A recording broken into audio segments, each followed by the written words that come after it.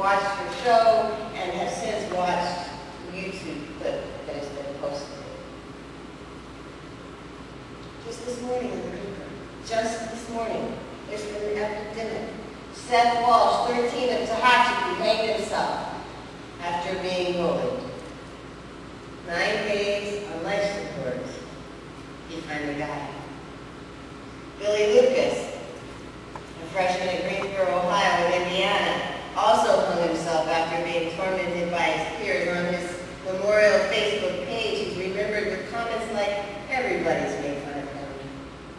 In Houston, Texas, a 9th grader shot himself in the head after what his mother and stepfather say was consistent harassment from 4 other students. His family said that Asher Brown was bullied to death, picked on for his small frame, for his religion, because he didn't wear designer clothes or shoes. Kids also accused him of being gay. It's unconscionable and it's wrong.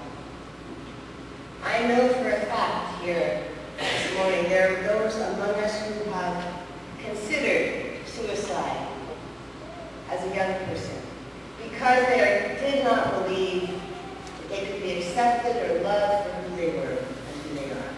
One of the gentlemen on the way out of the first service, tears in his eyes as he left, and he said, "I tried to commit suicide. I failed. Thank God.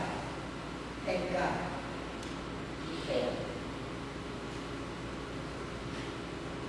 There will be a candlelight vigil this Friday evening from 6 to 7 at 20th and K Streets to mourn the losses of too many young people who have been bullied, who have been shamed, who have been humiliated, who didn't have a place where they felt welcome to go, to support those who right now feel marginalized.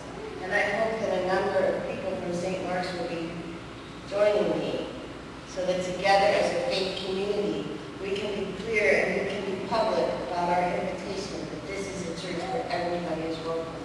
Everybody, no matter what.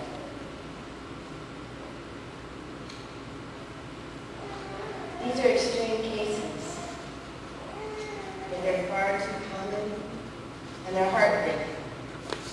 But as I said, we must recognize and own that this kind of behavior does not happen in a vacuum. Somewhere these young people who are harassing other people have learned that this is okay somehow. We all have the opportunity, and indeed we have the responsibility to speak out when we witness hate in any form or fashion, when we hear hateful comments, when we read hateful posts. Maya Angelou once said in an interview that she got so tired of being proper that whenever she heard somebody tell a politically incorrect joke where others just let it slide, she would just stand up and say, "Stop. Just stop." I think more of us need to do that. Just stop. It's really not okay to send stuff out over the internet about any group of people that hasn't been researched, that isn't what you would stand by, that you wouldn't let those words come out of your mouth, that you let them flow through. Or us. So many of these stories and these experiences are born out of ignorance and out of fear, and it doesn't need to be so. One place that we can begin is to educate ourselves and encourage others to be educated as well about our own faith. What does Jesus really say about this stuff?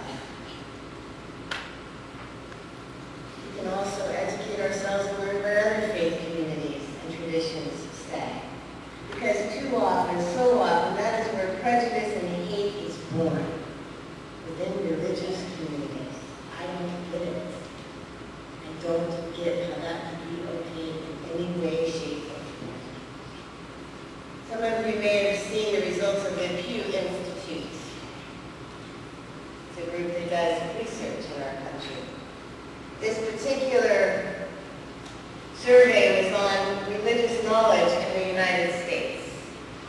To sum it up, Americans are woefully uninformed, not only about their own faith tradition, but about the traditions and beliefs of other religions. This just came to light today, or this week. So the survey asked Americans 32 what I thought were very simple questions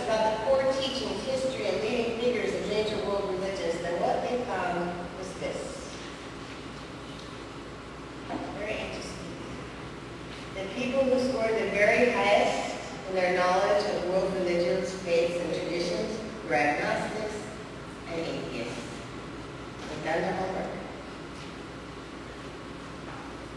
Jews and Mormons came next. Done their homework. Protestants and Catholics fell toward the dark. And evangelical Christians, Protestants scored higher than mainline Protestants. So that puts us pretty much at the bottom of the list. But some of the other scores weren't all that high. But what it tells me is that we have a lot of work to do. We have a lot of work to do. I was sad that I wasn't really surprised by the results of this survey. Partly because there isn't really a lot of tangible reward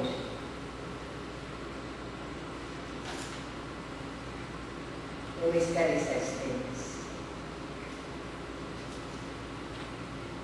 Learning about cultural traditions, for example, will seldom put more money in somebody's pocket or bank account. It won't get you a promotion at work. Probably won't improve your romantic life. So we probably shouldn't be that surprised that so few people seem to spend a great deal of time exploring their own faith and tradition. There are two things I find worrisome about this. First, when we know so little, it's easy to be wrong. It's easy to put words into Jesus' mouth and say that Jesus loves us, or that it's okay with the church. There's a lot that we can find in our Holy Scriptures that is very liberating and wonderful. But we miss it. We don't take the time to read it, to study it.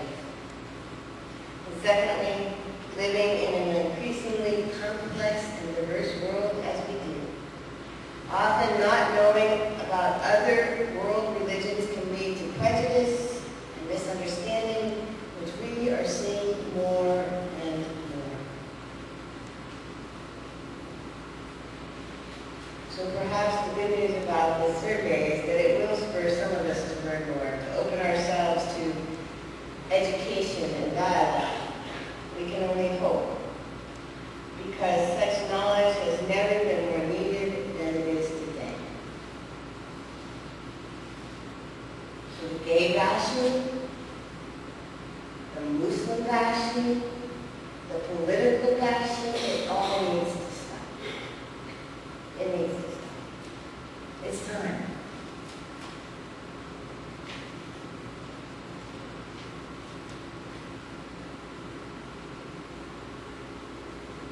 It's not in the spirit of Christ who loves us.